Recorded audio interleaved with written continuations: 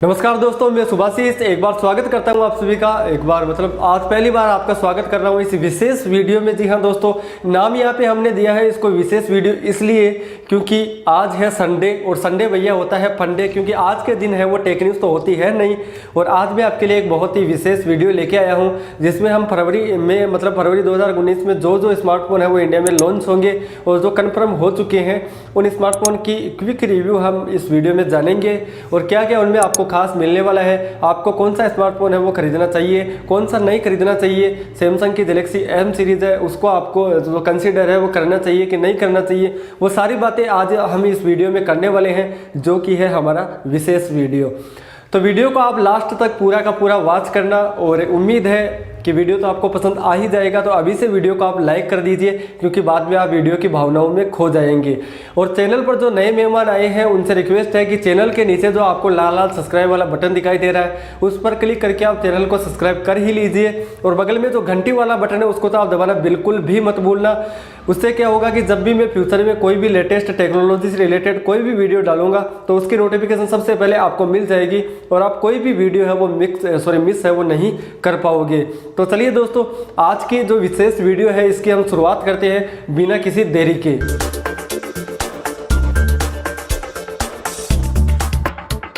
तो दोस्तों यहाँ पे बात की जाए Redmi Note 7 की, जो कि फरवरी में आने वाला एक मोस्ट अवेटेड स्मार्टफोन है और बेसब्री से इसका लोग है वो वेट भी कर रहे हैं। Redmi का Note 7 जो स्मार्टफोन है वो चाइना में कुछ दिनों पहले लॉन्च हुआ था और काफ़ी दमदार स्पेसिफिकेशंस और काफ़ी किलर प्राइस के साथ में इसको Redmi के द्वारा लॉन्च किया गया था। डिज़ाइन जो है वो भी Redmi Note 7 की पिछले जो स्मार्टफोन आए थे उनसे कहीं ज़्यादा बेहतर है। और कहीं ना कहीं जो अभी ट्रेंड चल रहा है ग्लास फिनिश पॉलीकार्बोनेट वाली, प्लास्टिक नहीं बोलूँगा यार क्योंकि प्लास्टिक बोलेंगे तो लोग आड़ू समझेंगे, अनपढ़ समझेंगे। पॉलीकार्बोनेट उसको बोल देते हैं तो एक तरह से वो क्या हो जाता है, उसकी मार्केटिंग फंडा कंपनी का हो जाता है, जबकि वो आपको प्लास्टिक का ही मिलता है। तो प्लास्टिक बॉडी आपको फिर से प्लास्टिक का नाम, आपको यहाँ पे पॉलीकार्बोनेट की है ना वो बॉडी मिलती है और काफ़ी मतलब उसका कूल जो लुक है वो बैक पैनल का ग्रेडियंट फिनिश के साथ में जो डिज़ाइन आपको मिलती है प्रीमियम लुक आपके फ़ोन को वो देती है। तो इंडिया में इसकी लॉन्चिंग का जहाँ तक सवाल है तो भैया चाइना में तो ये लॉन्च हो ही चुका है और इसका बेस वेरिएंट है वो 10,000 रुपये की कीमत में चाइना में लॉन्च हुआ था। तो इंडिया में तो मैंने आपको 2-3 दिन पहले टेक न्यूज़ में बताया था कि 12 फरवरी को है वो उसका एक पोस्टर लीक हुआ था जिसमें लिखा था कि अपना टाइम आएगा 12 फरवरी को न्यू दिल्ली में। तो हो सकता है 12 फरवरी को लॉन्च हो जाए। हालांकि ये कितना सही है कितना गलत है, यानी कि ये लॉन्चिंग डेट से जो रेंडर है लॉन्चिंग डेट से रिलेटेड वो कितना सत्य है कितना झूठ है मुझे नहीं पता, लेकिन हाँ इतना ज़रूर पता है कि फरवरी के महीने में जो Redmi का Note 7 स्मार्टफोन है बहुत सारे लोग इसका बेसब्री से वेट कर रहे हैं, तो ये फरवरी के महीने में लॉन्च पक्का हो जाएगा। इससे पहले जो है वो Xiaomi के जो मैनेजिंग डायरेक्टर है इंडिया के मनु कुमार जैन, उन्होंने अपने ट्विटर हैंडल पर एक उल्टी जो उनके CEO है ली बिन, उनके साथ में उल्टी फोटो उन्होंने पोस्ट की थी, जिससे कि पता चलता है कि इंडिया में इसके लॉन्च इवेंट की जो टाइम है उसकी उल्टी गिनती है वो अब शुरू हो चुकी है और बहुत ही जल्द इंडिया में आपको Redmi का Note 7 देखने को मिल जाएगा। अगर इसके स्पेसिफिकेशंस की बात करें तो आपको इसमें स्नैपड्रैगन का 660 वाला प्रोसेसर मिल जाता है। बैक पैनल में आपको ड्यूअल रियर कैमरा सेटअप वो मिल जाते हैं। 48 मेगापिक्सल का कैमरा आपको मिल जाता है जिसमें सैमसंग का GM1 जो सेंसर है वो काम में लिया गया है। हालांकि जो सैमसंग का GM1 सेंसर है वो आपको ट्रूली 48 मेगापिक्सल का आउटपुट नहीं देता है, लेकिन फिर भी बहुत ही मतलब इतनी कम प्राइस में आपको 48 मेगापिक्सल का सेंसर मिल रहा है, ये भी कहीं ना कहीं अपने आप में एक बहुत ही बड़ी बात है। और दूसरी बात यहाँ पे जो सेकेंडरी सेंसर है वो आपको बैक पैनल में मिलेगा वो आपको 5 मेगापिक्सल में मिलेगा। मतलब कहीं ना कहीं देर सवेर लेकिन Xiaomi ने जो है वो अपने 2 मेगापिक्सल वाले कैमरे से तो पिंड है वो छुड़ा ही लिया है। और मतलब इतना ये 2 मेगापिक्सल का इतना इफेक्ट पड़ा था कंपनियों पे कि ड्यूअल रियर कैमरा सेटअप तो देना ही देना भाई साहब। 2 मेगापिक्सल का है 2, लेकिन पकड़े रहना बस कैमरा है ना वो ड्यूअल रियर कैमरा सेटअप ही हमें देना ही देना। तो Xiaomi है उसने 5 मेगापिक्सल का दे दिया है अब की बार 2 मेगापिक्सल की जगह। आपको जो इसमें फ्रंट में जो सेल्फी मिलती है वो आपको 13 मेगापिक्सल की मिलती है, जो कि आपके कालों के लूटे जो आपके सुंदर सुंदर थोपड़े हैं उनकी फ़ोटो पिक करने के काम में आएगी। आपको जो डिस्प्ले इसमें मिलती है वो 6.21 इंचेस की फुल HD प्लस डिस्प्ले मिलती है और आपको सुपर एमोलेड पैनल है वो डिस्प्ले का मिल जाता है। आपको डिस्प्ले में Redmi Note 7 के डिस्प्ले में आपको जो है वो वाटर ड्रॉप डिज़ाइन वाला जो डिस्प्ले है वो देखने को मिल जाएगा, क्योंकि अभी इसका ट्रेंड भी चल रहा है और Xiaomi ने कहीं ना कहीं अपने Redmi जो Note 7 है उसमें इस ट्रेंड को फॉलो किया है। तो एक कूल और एक प्रीमियम डिवाइस बहुत ही कम प्राइस में, और मतलब मान सकते हैं कि बजट प्राइस में आपको इतने सारे स्पेसिफिकेशंस देना बहुत ही बड़ी बात है। आपको 4000 mAh की इस स्मार्टफोन में बैटरी मिल जाती है, USB Type-C पोर्ट आपको मिल जाता है 10,000 रुपये के प्राइस में। हालांकि ये जो 10,000 रुपये की प्राइस है वो चाइना लॉन्चिंग के समय रखी गई थी। इंडिया में इसकी प्राइस क्या होती है, मेरे हिसाब से 12,000 रुपये के आसपास होने वाली है। अगर एग्जैक्टली इसका हम अंदाज़ा लगाए तो मतलब 15,000 के नीचे इसकी प्राइस है वो होने वाली है। अगर भैया 4GB और 64GB वाला जो वेरिएंट है उसकी कीमत भी अगर 15,000 से नीचे होती है, और इतने सारे स्पेसिफिकेशंस है जो चाइना में दिए गए थे वो सारे के सारे स्पेसिफिकेशंस है इंडिया में भी इन्हीं के साथ भी इस Redmi Note 7 को लॉन्च किया जाता है, तो कहीं ना कहीं मार्केट में तबाही ये Redmi का Note 7 मचाने वाला है। तो आप अगर कोई स्मार्टफोन है वो खरीदने की प्लानिंग कर रहे हैं और आप एक कोई स्मार्टफोन खरीदना चाह रहे हैं, तो मेरे हिसाब से भैया आपको वेट कर लेना चाहिए, क्योंकि मेरे को लगता है 15 फरवरी के आसपास में है Redmi का Note 7 वो लॉन्च हो जाएगा।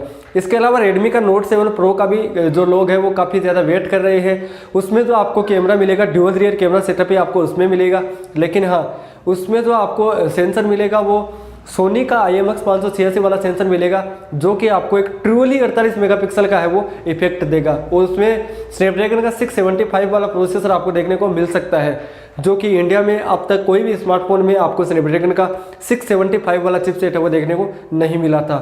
हम ये बात इसलिए कह रहे हैं क्योंकि स्नैपड्रैगन का जो 660 है वो 48 मेगापिक्सल के सोनी वाले उस सेंसर को सपोर्ट नहीं करता है। इसके अलावा यहाँ पे जो 710 वाला प्रोसेसर है उसको भी वो भी 48 मेगापिक्सल का जो सोनी का सेंसर है उसको सपोर्ट नहीं करता। केवल और केवल एक स्नैपड्रैगन का 675 वाला प्रोसेसर है, वही एक ऐसा प्रोसेसर है जो सोनी के 48 मेगापिक्सल वाले सेंसर को सपोर्ट करता है। तो कहीं ना कहीं आपको Redmi Note 7 Pro में जो है वो स्नैपड्रैगन का 675 वाला प्रोसेसर मिल सकता है, इसके चांसेस 90% है। साथ ही साथ हो सकता है कि आपको एक एंट्री लेवल का स्मार्टफोन Redmi की तरफ से Redmi Go भी देखने को मिल सकता है। यूरोपीय मार्केट में इसको पिछले कुछ दिनों में जो है वो Xiaomi के द्वारा लॉन्च किया जा चुका है।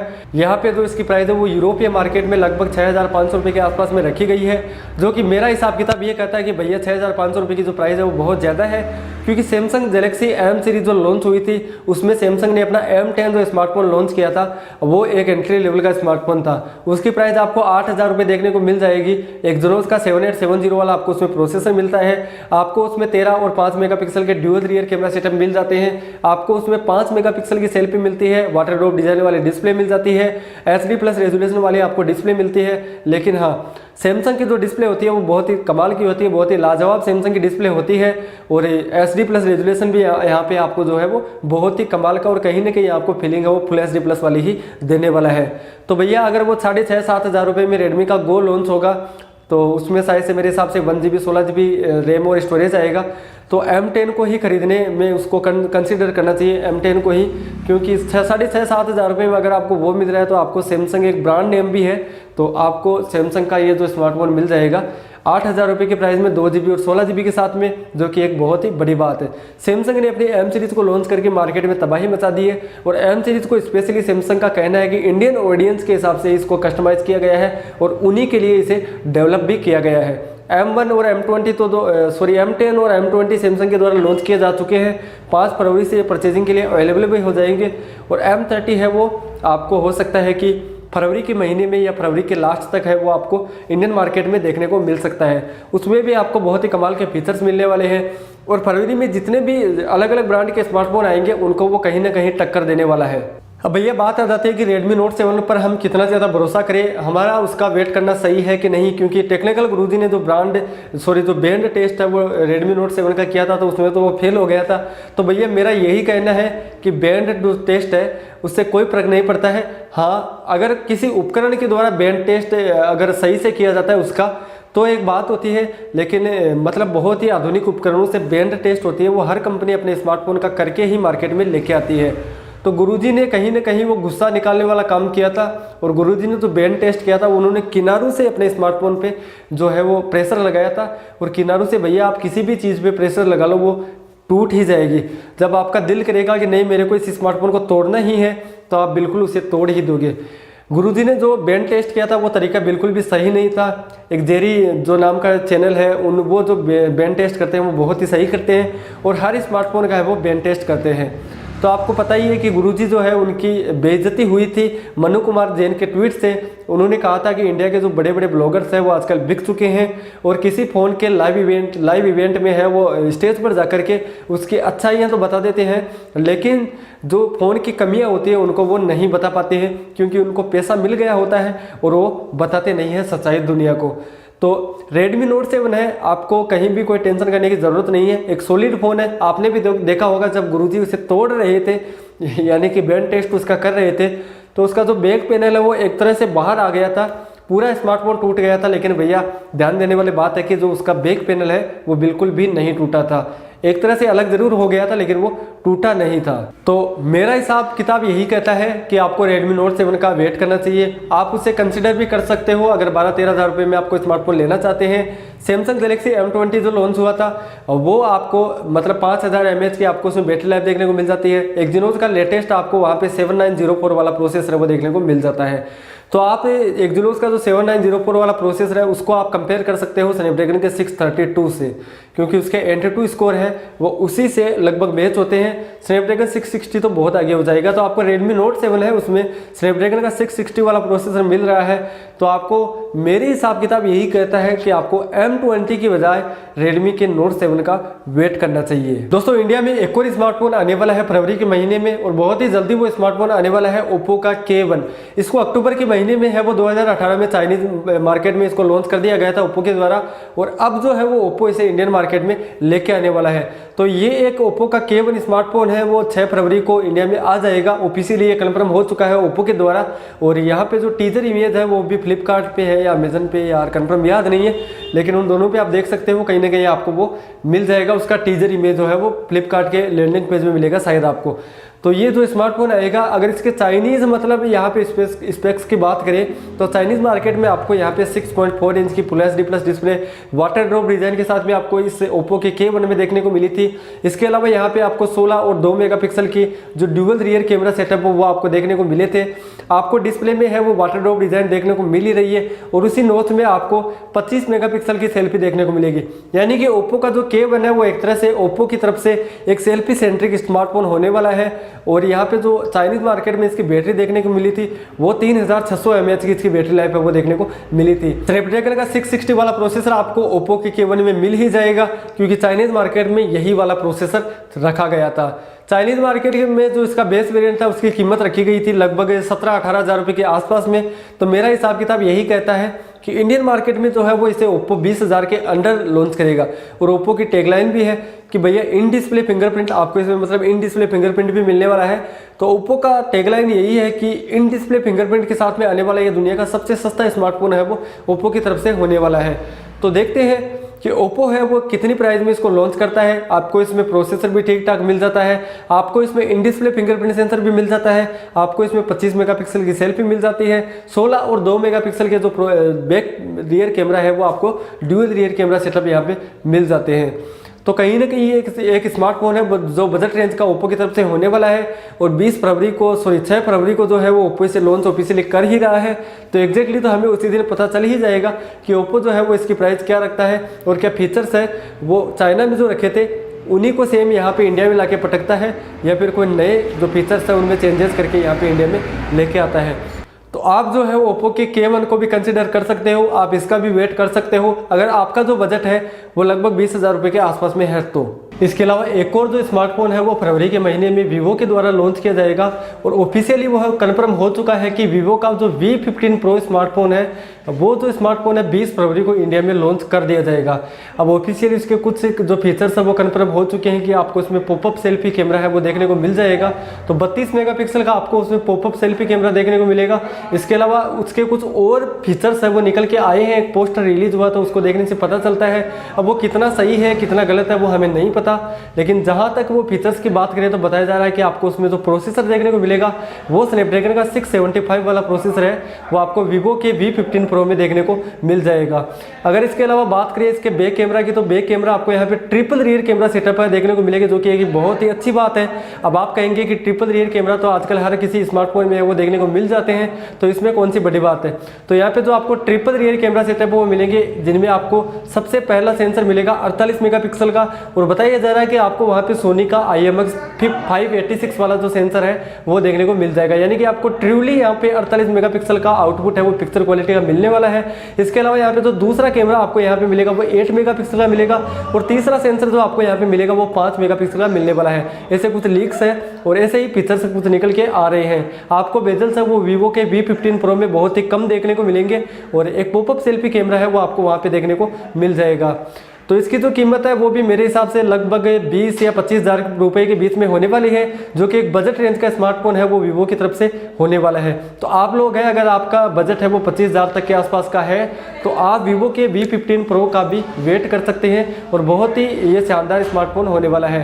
तो इसमें आपको फिंगरप्रिंट सेंसर मिलेगा, वो भी शायद से इन डिस्प्ले फिंगरप्रिंट है वो सेंसर देखने को मिल सकता है। तो ये जो स्मार्टफोन है रेडमी का नोट 7 है, नोट 7 प्रो भी हो सकता है, आ सकता है। ओप्पो का K1 है, वीवो का V15 प्रो है, और सैमसंग गैलेक्सी M सीरीज के 2 स्मार्टफोन लॉन्च हो ही चुके हैं। और जो सैमसंग गैलेक्सी M30 एक और स्मार्टफोन सैमसंग की तरफ से आएगा। तो ये 4-5 स्मार्टफोन है जो इंडिया में मतलब फरवरी 2019 में लॉन्च होने वाले हैं, और बहुत ही कमाल का ये काम करने वाले हैं इंडियन मार्केट में। तो इनकी जो प्राइस है वो सारे स्मार्टफोन जितने भी आएंगे इनके लगभग 25 हज़ार रुपये से नीचे होने वाली है। तो मतलब बजट सेगमेंट में यहाँ पे तबाही मचने वाली है इंडियन मार्केट में। अब देखते हैं कि कौन सा ब्रांड है वो अपने कौन से स्मार्टफोन में बाजी मार जाता है इन सब के बीच में। कंपटीशन है वो तो बहुत हाई होने ही वाला है। इसके अलावा अगर ग्लोबल लॉन्च की बात करें तो यहाँ ऑल ओवर वर्ल्ड में ग्लोबल लॉन्च तो बहुत सारे स्मार्टफोन होंगे। फोल्डिंग फोन भी आपको देखने को मिल सकते हैं। 20 फरवरी को सैमसंग की S10 सीरीज आ रही है, और बताया जा रहा है कि अनपैक्ड इवेंट है वो सैमसंग का, तो आपको जो है वहाँ पर जो फोल्डेबल स्मार्टफोन है वो सैमसंग का देखने को मिल सकता है। इसके अलावा हुआवे का फोल्डेबल स्मार्टफोन भी आपको MWC में देखने को मिलेगा। MWC में तो आपको बहुत सारे स्मार्टफोन है वो ग्लोबल लॉन्च से होने वाले हैं। बहुत सारे स्मार्टफोन का है वो वहाँ पे शोकेस भी होने वाला है। तो देखते हैं कि MWC 2019 में कौन कौन से स्मार्टफोन आते हैं, कौन कौन सी नई टेक्नोलॉजी वहाँ पे आती है। फिलहाल इंडिया में ये 4-5 स्मार्टफोन है जो मैंने आपको बताए हैं, आप इनको कंसीडर कर सकते हो बजट सेगमेंट के हिसाब से। मैंने आपको बता दिया है कि किस बजट रेंज में कौन सा स्मार्टफोन आने वाला है, तो आप अपने हिसाब से हैं वो इनको फिक्स कर सकते हो, आप इनको फाइनल कर सकते हो कि मेरे को ये वाला स्मार्टफोन लेना है। अगर 15,000 से नीचे कोई स्मार्टफोन लेना है तो भैया रेडमी का नोट 7 ही बेस्ट है। और अगर नोट 7 प्रो आ जाए तो एक अलग बात है, 15-16 हज़ार रुपये के आसपास में। और मेरे को लगता है कि उसके बेस वेरिएंट की नोट 7 प्रो के बेस वेरिएंट की जो कीमत है वो भी 15-16 हज़ार रुपये के आसपास में ही होने वाली है। तो बस दोस्तों आज के लिए बस इतना ही, और उम्मीद है आज का जो ये वीडियो है, जो विशेष वीडियो मैंने आपके लिए बनाया था, वो आपको बहुत ही ज़्यादा पसंद आया होगा। अगर आपको आज का ये वीडियो पसंद आया है और मैं विशेष वीडियो जो है वो हर मंथ आपके लिए लेके आऊँ, तो आप मेरे को ज़रूर बताना, कमेंट बॉक्स में जाकर के कमेंट कर देना, वीडियो को लाइक कर देना, ताकि मुझसे मोटिवेशन है वो मुझे मिल सके आपके लाइक से और कमेंट से। नए मेहमानों से रिक्वेस्ट है कि आप चैनल को सब्सक्राइब करते हुए जाना और बेल आइकन को भी प्रेस कर लेना, ताकि लेटेस्ट वीडियोस के नोटिफिकेशन जो फ्यूचर में मैं डालूंगा उनके जो नोटिफिकेशन है वो सबसे पहले आपको मिल जाए और आप कोई भी वीडियो मिस नहीं कर पाओ। तो बस दोस्तों आज के लिए बस इतना ही। वीडियो को अपने सारे दोस्तों के साथ में शेयर कर देना, और मिलते हैं अगली वीडियो में किसी नई टेक न्यूज़ के साथ में, किसी नए रिव्यू के साथ में, किसी नए अनबॉक्सिंग के साथ में। तब तक के लिए जय हिंद, वंदे मातरम।